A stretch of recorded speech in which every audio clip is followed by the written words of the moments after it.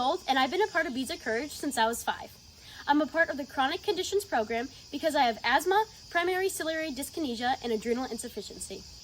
On this World Beads of Courage Day, I just wanted to thank everybody who makes this amazing program possible, from the staff to the volunteers and especially the donors. Thank you so much and have an amazing World Beads of Courage Day.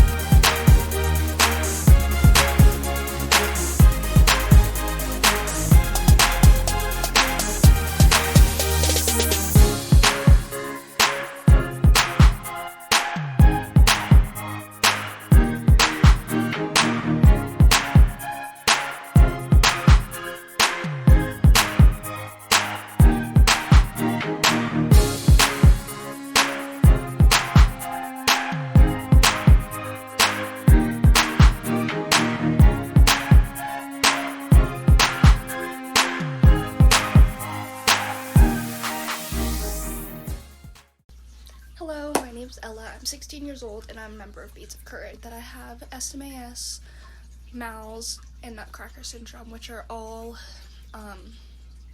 vascular compressions in your abdomen.